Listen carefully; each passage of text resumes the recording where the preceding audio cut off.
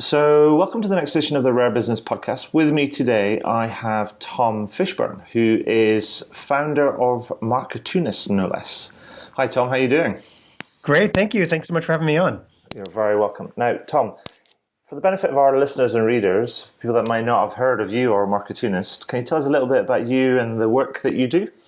Absolutely. So I've kind of an unusual background. I'm both a marketer and a cartoonist since I was a kid, and then marketing over the last 20 years or so. And during my marketing career, I started drawing a weekly cartoon about marketing, and that started to get some following behind it, and eventually led me to make the jump 7 years ago and start a full-time business around it called Marketoonist, where I help businesses communicate ideas using cartoons, working with a couple other cartoonists, as well as my own cartooning.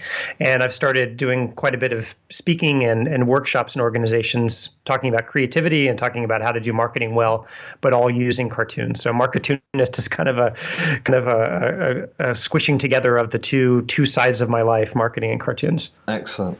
Now, people that the usual normal or regular listeners and readers of the listeners to the podcast and readers of the blog might be thinking, cartoons? What's that got to do with service and experience and engagement and things? But I think that's what the thing that precipitated our conversation was that you're just recently are in the process of publishing a new book called Your Ad Here: Cartoons from 15 Years of Marketing, Business and Doodlings and Meetings. And I thought, that's right. I saw that and I thought, wow, that's cool. But give us a little bit of background on the book and what it's all about and kind of its purpose and things. Yeah, absolutely. So I've been drawing a cartoon about marketing every week for the last 15 years, which turns out to be a pretty interesting period of time in the history of marketing where there's a lot of shifting. Like a diary. Yeah, exactly. And I deliberately put them chronologically. I kind of picked my favorite 200 cartoons from the last 15 years and put them chronologically so that you can see the evolution of, digital advertising and social media and how marketing evolved and all the twists and turns involved in that. Mm-hmm. And it was like my personal diary at first. The cartoon really came out of my own questioning of what was happening in marketing and how I would apply it to my life. And then eventually I started to realize through my audience that everybody was grappling with the same things. And so it turned into a snapshot of all aspects of marketing. And certainly made me feel less alone and more like I was part of a large group of people trying to figure out the same stuff. And then I started to hear from other people that they felt the same way, that it was helpful for them to see cartoons that found a sense of humor in some of their pain points and frustrations, and that we all commonly shared. And then over time, I eventually added writing to my weekly cartoons and a little bit of commentary on ways to think about marketing a little bit differently. And so the book came along when I realized I had this 15th anniversary coming up and decided it'd be fun to kind of put them all in one place. And it gave me a chance to reflect on everything that I've seen change in the last 15 years of marketing. And the title is actually Your Ad Ignored Here. So kind of a flip on that, showing that I feel like we've gone, one of the major aspects of this shift is that we've gone from a world in which marketers often assume that you could have a captive audience.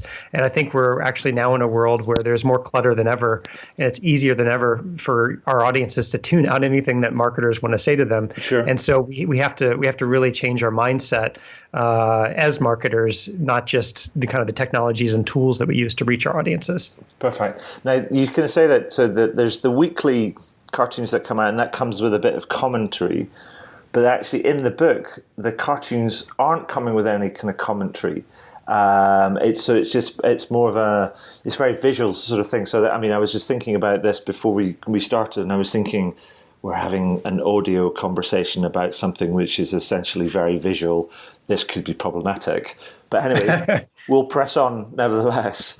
But before we get into just a sample of some of the ideas and the cartoons within it, perhaps given that you've been doing this for 15 years, what are some of and you talked about some of the need for marketing to change. What are some of the big things that you have noticed over the last 15 years or starting to notice now about marketing and what frustrates you and what you wish that marketers would do better? It's a great question, and I often think of that through the lens of my own frustrations about my own marketing. Yeah. Like I really find with my cartoons, I never want them to come across as making my audience the butt of the joke if I'm not also the butt of the joke. And so it's usually a case less frustrations with marketers and more where I see my own temptations and how I approach marketing. So one of the things I think about a lot is just how there's so much technology that seems to come along at a quicker and quicker pace. And it's really exciting. I think sometimes, though, marketers can have a bit of a shiny object syndrome, Sure, where we get really excited about the next thing that comes along. And suddenly there's a lot of hype around it. There's a lot of articles being written. And suddenly you have businesses saying, we need a Snapchat strategy, as if Snapchat was a strategy as opposed to, a tactic within a bigger strategy.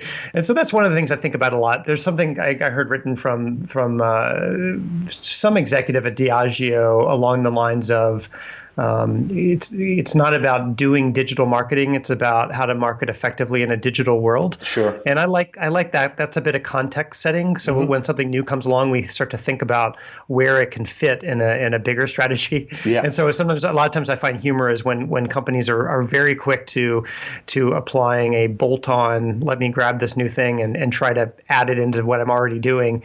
And a lot of times, we as all marketers are also always, all customers and consumers ourselves. And so we've seen marketing fails that come along those ways. And so I often mind that as an area for humor, just because it's so universal and tempting. Yeah. So that's one thing I think about. Another thing I think about a lot is about the marketing ivory tower that we so often as marketers can have our heads down, focused on our daily jobs, and we can easily forget, what it's like actually out there where our customers are, or what it's like elsewhere in our organization where other different functional areas are. And I think that ivory tower can kind of trap us a little bit. And I had an experience when I had a chance to move to the UK a few years ago when I was still actively working inside a consumer products business, and I was helping bring the Method cleaning products brand to the UK. And we were a small startup and we were competing against much bigger companies. And one of the things that we did was have the phone number that's on the bottles actually ring in our offices. So we all in the company took turns answering the phone and talking to actual customers as opposed to outsourcing it to a call center somewhere. Heaven forbid. It was a real revelation to me, because actually talking to real people, you go from a marketing strategy meeting and suddenly you're helping somebody figure out how to get a stain out of their granite countertop, and Sure. It kind of it's humbling, but it also reminds you where you fit into the order of things. And so that I think, there's metaphorically, I think that's something that all marketers can do, is to get out of their cubicles or offices more often and into the real lives of the people that we're trying to reach. It's kind of fascinating because I wrote a piece recently, and it was called, it referenced this idea about going to the Gemba, which I don't know if you're familiar with. No. So going to the Gemba is a phrase that originates with Taiichi Ono of Toyota back in the day, to do with the Toyota manufacturing process. And it was interesting.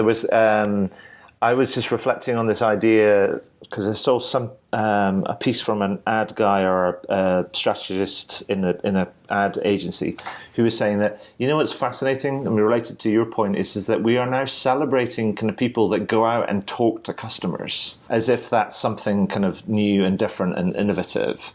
Right. And I just thought, and it's fascinating that because the Gemba is this ideas where real value occurs.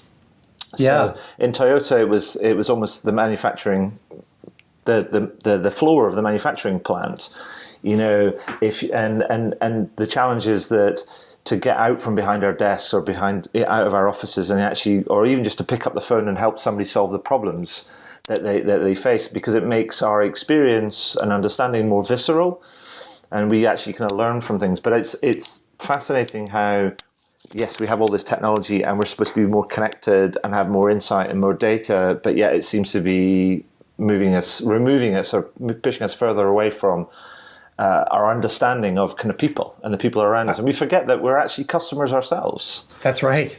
I think that's so true. It's such a simple thing, and it's amazing how often in organizations we forget that. It's the path of least resistance is to put up barriers, and to think of things like a call center as a cost center, as opposed to actually somebody on the front lines who's dealing with somebody who cares enough to actually reach out to your organization to talk to them.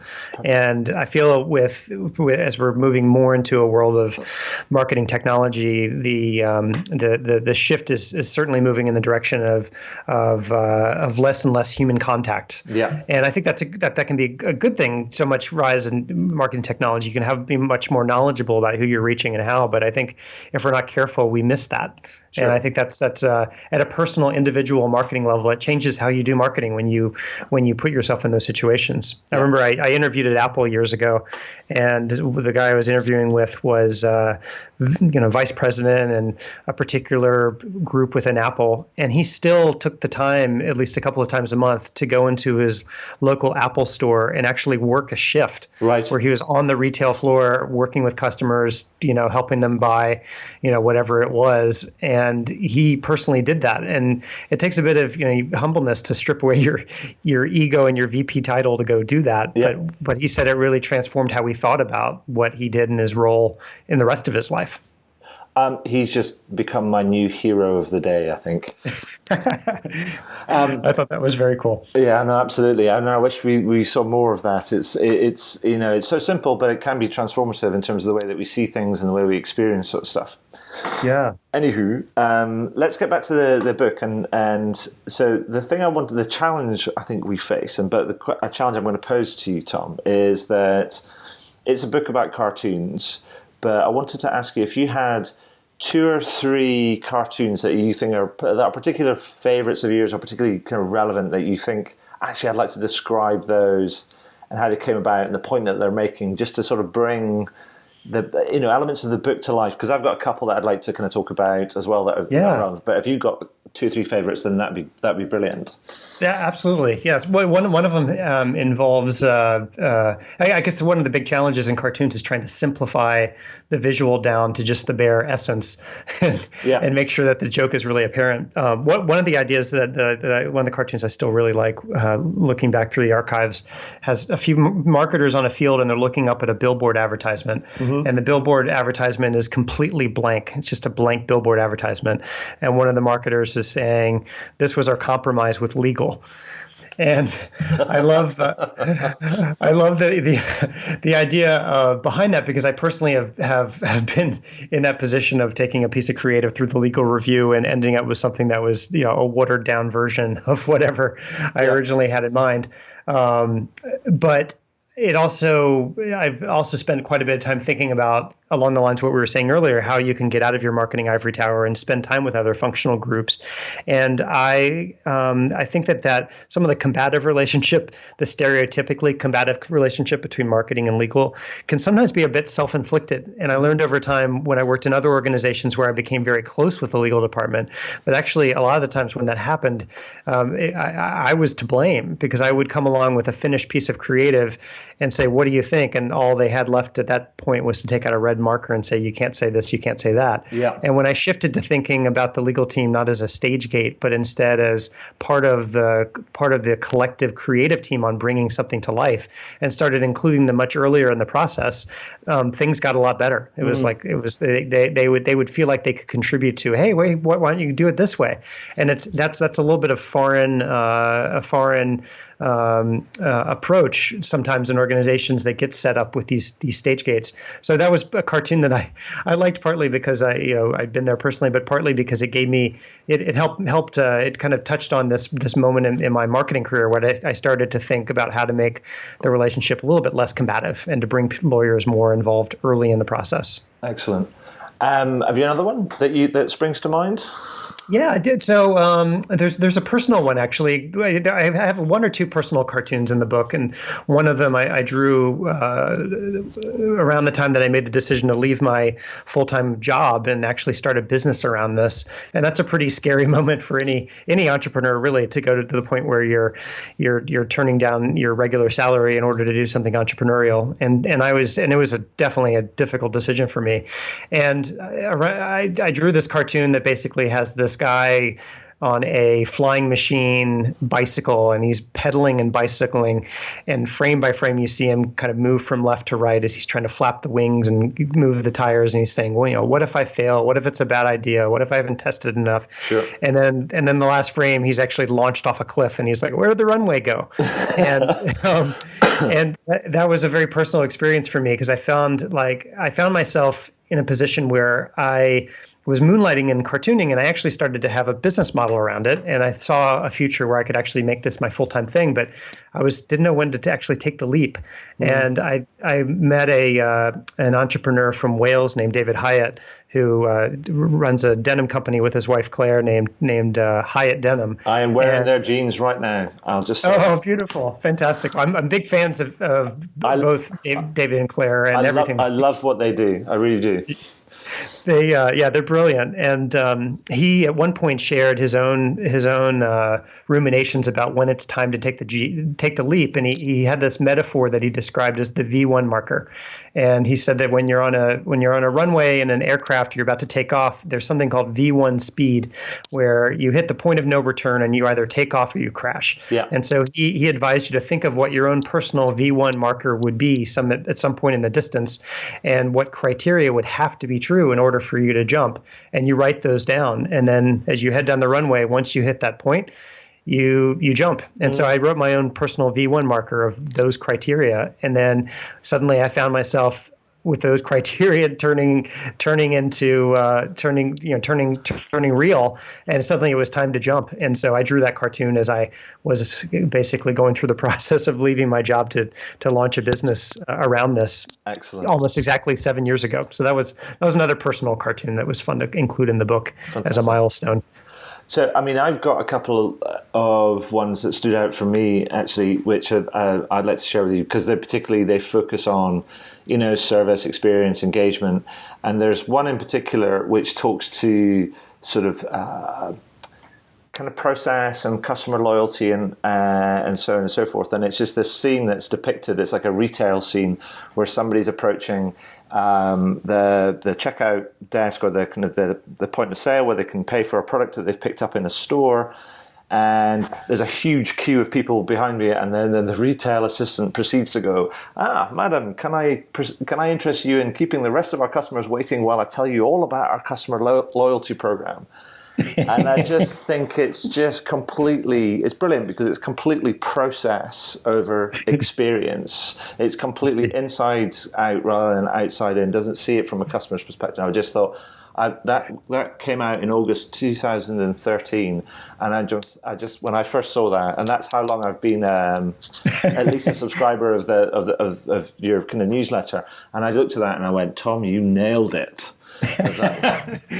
Thank you. Yeah, that's one of sometimes the cartoons come out of inspiration from inside a meeting, and other times they come from my own personal experience waiting in line behind somebody who's just receiving that pitch. Yeah. But I found it's helpful to always keep a scrap of paper in my pocket to write down little moments like that don't make sense when you're looking at from a consumer's perspective. But being a marketer, you suddenly see how you got to that point. Yeah. And I find sometimes my cartoons, I think of them as a way to gently remind marketers what it is like, on the other side of the people you're trying to reach. And then there's another one that I just wanted to pick out, which is a bit more new and here and now, and also a bit more future oriented. And that's one around, marketing and the Internet of Things. And it's one about this kind of guy who is I think he's just leaving for work in the morning. He's kind of like his laptop bag, and he's got a cup of coffee in his hand. And I don't know what it is. It's like his Alexa Home or Siri or kind of whatever, one of these digital voice assistants has basically, it says, as he's about to leave, it says, your phone told your Fitbit that told your Nest, that told your Sonos, that told me that you owe your wife an apology. 2 dozen red roses are only $29 for a limited time. And I looked at that and I just thought, oh my word. I mean, is that the sort of world that we are progressing towards? Yeah, I think a lot about where we're headed, and cartoons are a fun way to kind of parody this the ridiculous side of where we could be headed. Yeah. And it's I think a lot of times as marketers, we are so focused on the here and now and the next campaign and the next quarter and the next new technology that, sometimes we get really enthusiastic about this, the message of how do we deliver the right message to the right time, to the right audience. And yes, that makes more engaging, remarkable marketing, but there's also a side to that can be kind of creepy. Yeah. And sometimes, we forget that. And you end up with situations like, a couple of years ago when some American retailer, used their very sophisticated artificial intelligence and algorithms to determine how to send an offer to customers, and suddenly a teenage girl received an offer, for congratulations on your pregnancy or something like that. It somehow determined that she was pregnant before her own father, that was Target, father received this thing and said, why? Yeah, I think it might have been. Yeah. Why is my daughter getting this message? And it turned out that the algorithm was right, but yet lacked any empathy whatsoever. And I think that we need to be reminded of that. I think just marketing collectively, we need to be reminded that, the way that we're approaching the world, there's with every new thing that comes along, there's good and bad, and we have to figure out what's right for our brands and be watchful of what world it is that we're building. Absolutely. So, Tom, I don't want to kind of give away all the secrets inside the box of your cartoons. That is, but if I was to say to you, if someone is listening to this or reading the highlights, and they're thinking about the cartoons, and I must say the cartoons are they are there to, if you like, for me, to stop you in your tracks and to make you think and to point, almost to ridicule something, to make you think about. It's like holding up a mirror to marketers. Yeah. But with that in mind, is there any sort of advice that you would give to marketers about what you've seen and what you've kind of learned that will help them sort of think about how do they, rather other than buying the book, obviously, that will help them rather improve their ability to engage their customers? What would you say to them? What would your advice be to them? Yeah. So one thing I started saying in talks a few years ago, and for some reason somebody quoted me, and I've seen this one line pop up again and again and again, and it's something that I said a while ago. But as I thought more about it, I think it is kind of a synopsis of my philosophy, so to speak, which is it's really simple, but the best marketing doesn't feel like marketing. Right. And I think sometimes as marketers, we forget what it's like to wear the customer hat, and that we all know what it's like to feel marketed to. But I think the organizations that can find a way to connect with their audiences in a way that doesn't feel like marketing, they're actually few and far between. And if you can get to that point, it can be pretty remarkable. And I think going back to what we were saying earlier about figuring out how to get out of that ivory tower, finding a way to find the equivalent of whatever it is to answer your call center phone yourself. Yeah. Those types of things I think takes you out of that and reminds you exactly where your marketing fits into the worldview of the people that you're trying to reach. Yeah. One of the cartoons I drew years ago involved imagining if you could do a brain scan of your customers, and you have this brain map up on a screen. These marketers are looking at it, and it has, inside her brain, there's like my family, my dog, my job, sunsets, all this stuff. And the marketers are like, I don't see our brand of pickle relish anywhere. Yeah. And I think that discordant, feeling is, I think it's an important reminder. And I often think of my cartoons, like you said, as a mirror to hold up, but also I feel like cartoons allow you to say things that are hard to say in another medium, because when you're laughing, you can take a little bit of in another medium it might be taken as critical, but in cartoons I think we're all I like to imagine that we're all laughing collectively at our commonly shared foibles, rather than it feeling like I'm just making fun of people, and it's because I'm in most of these cases it's a reminder to myself as well.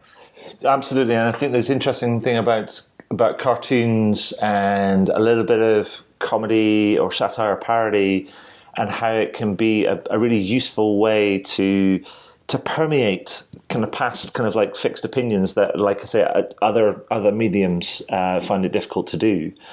Exactly. it really does do a picture paints 1,000 kind of words. But if you do it with that sort of approach of satire parody, then it's like it just catches people off guard a lot of the time. Exactly. Brilliant.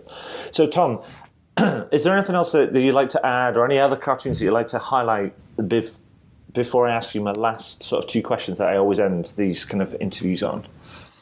Yeah, great. I do have another favorite cartoon. I drew a cartoon once of it's a conference table, and there are a group of dogs around the conference table, and one of them is at the screen, and he's saying something like, let's remember to stay focused on our marketing and priorities and not get distracted by every shiny new. And then he suddenly says, "Look, squirrel!" And out of the window in the background is a squirrel running across a branch, and all the dogs start going crazy. And that one makes me laugh. One as a dog owner, but also I think that's a bit of what can happen in marketing. Myself included. I think that's absolutely right, and that sort of circles back to something you said right at the very, very beginning, which talked about kind of this explosion of technology, particularly in the MarTech and ad tech sort of spaces. There's so much technology, and there is this thing around shiny new object type of syndrome, and yes. So that cartoon speaks, ideally to that, which is brilliant.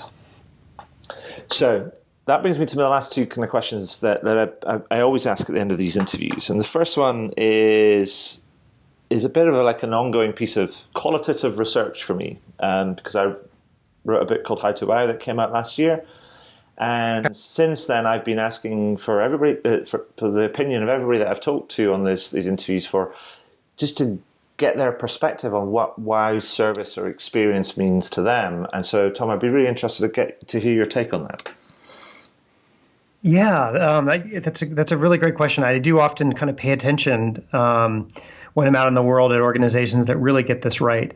And I think there's something about it started when I worked at Method years ago. We used this expression how we wanted to be both high touch and high scale in our marketing. We wanted to be effective, and I've been combining that a little bit lately with some thought leadership from Google about the idea of finding micro moments that matter to your customers. Sure. And they had a quote in a research report that said that people are more loyal to their needs in the moment than they are to any particular brand. And I found that really amazing. It's scary, but also really exciting that if you can think of what those needs in the moment are and really over deliver, you can create a real impact. You can punch harder than your weight. And I had that exact experience happen not too long ago, where as a family, we have been a customer of a certain large American bank for 15 years, probably 20 years with the same bank. And but we learned about another bank that was in our community that particularly specialized on opening first bank accounts for kids and helping kids think about money. And so we went through the experience. We took, this new bank was called Union Bank. They're a little bit smaller. We took our kids in there. We opened up their first accounts. Everything was geared to making that experience as engaging and as exciting as possible. Mm-hmm. Our kids had an incredible experience through that.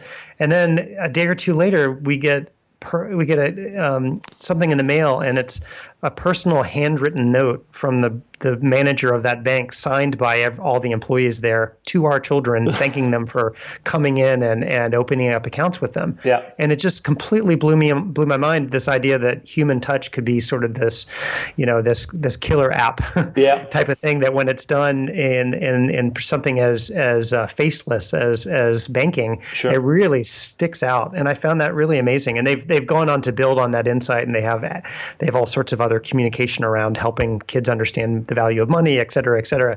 And so while we, in some sense, as a family, are loyal because of switching costs to this big American bank, this other bank, came along and completely created an opportunity for us to connect with them. And they did it through this understanding this micro moment, but also in having a service experience that had some human touch involved. I found that really interesting.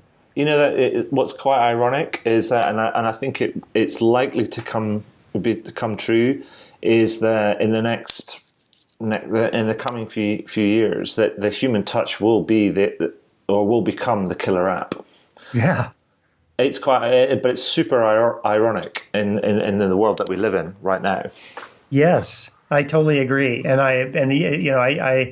I've tried to, in my own personal communication, I've started to do more with handwritten notes and things because I realized that, we have a zillion emails in our inbox at any time. But if you actually write somebody something and it's handwritten and it's not a form letter, it really, that often is exactly what it takes to create the cut through, even though parts of it, the aspect take longer. But I think it's finding that balance, that high touch and high scale, using technology to be high scale, but finding those moments where the high touch really matters and then excelling at that. I couldn't agree more. I think I'll aver away from handwritten notes because my handwriting is so bad. They would just precipitate an email saying, "What did you write to me?" Anyway, Tom, that brings me to my last question that I always finish these interviews on. And the question is this: is there anything that you would like to shamelessly plug?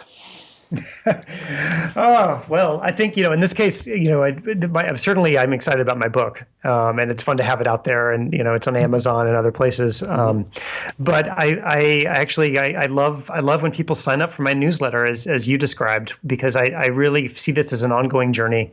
Every week I'm sending out a cartoon that I'm, whatever my observations are, and I'm adding a bit of written commentary around it. And so if there's anything, I guess, in my own life, I would shamelessly plug, it's probably that, because I feel like, I don't know, there's a lesson for marketers too. Sometimes we start thinking about how do we create something that goes viral. And what I've found, if anything, over the last 15 years of doing this cartoon, that committing to something that's serial and a continuity over time has been far more valuable than anything involving going viral. That idea of having a relationship with an audience over time and investing in building and growing on that has taught me so much as both a cartoonist and ultimately, as a marketer. It's something I carry in my marketing life when we're working with clients too.